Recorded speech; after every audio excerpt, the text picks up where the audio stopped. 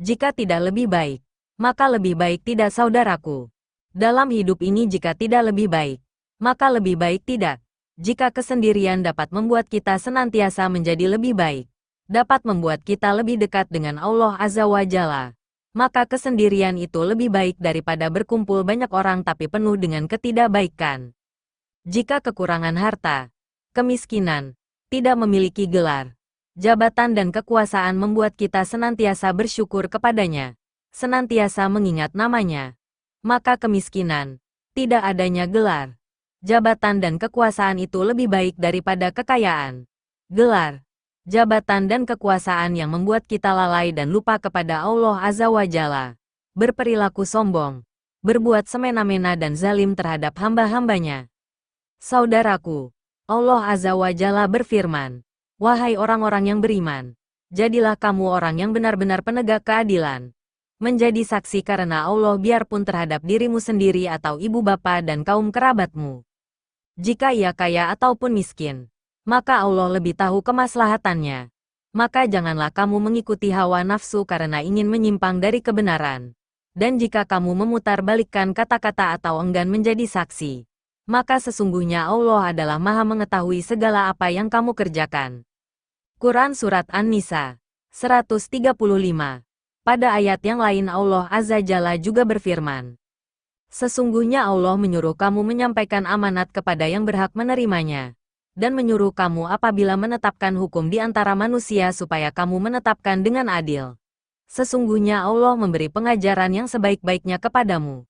Sesungguhnya Allah adalah Maha mendengar lagi Maha melihat." Quran Surat An-Nisa 58.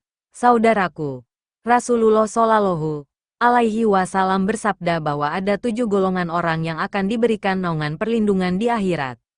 Dari Abu Hurairah, Rasulullah Shallallahu Alaihi Wasallam bersabda, ada 7 golongan yang dinaungi Allah dalam naungannya pada hari di mana tidak ada naungan kecuali naungannya. 1. Pemimpin yang adil. 2. Seorang pemuda yang tumbuh dewasa dalam beribadah kepada Allah. 3. Seorang yang hatinya bergantung ke masjid. 4. 2 orang yang saling mencintai di jalan Allah. Keduanya berkumpul karenanya dan berpisah karenanya. 5. Seorang laki-laki yang diajak berzina oleh seorang wanita yang mempunyai kedudukan lagi cantik. Lalu ia berkata, "Sesungguhnya aku takut kepada Allah."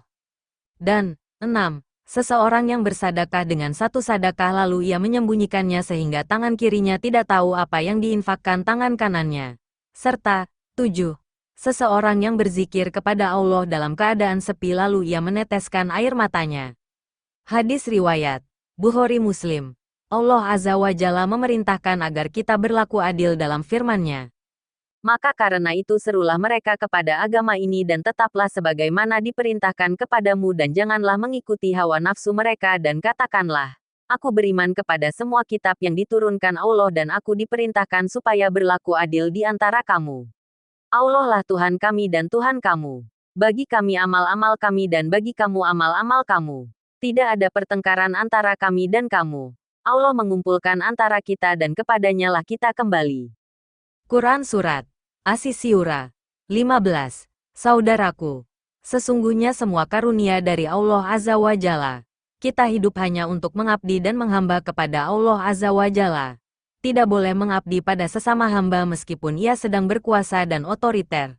Hakikat hidup hanya perihal beribadah kepada Allah Azza wa Jalla. Karena manusia diciptakan hanya untuk beribadah kepadanya. Segalanya darinya dan harus diniatkan hanya untuk mendapatkan ridanya.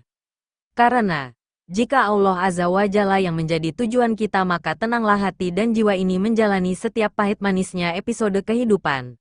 Semoga Allah Azza wa Jalla mengaruniakan hidayahnya kepada kita. Sehingga kita tetap istiqomah untuk senantiasa mengabdi dan menghamba lebih baik dan yang terbaik untuk meraih ridanya. Amin ya Rabb. Garis bawah wallahu a'lam bisawab garis bawah.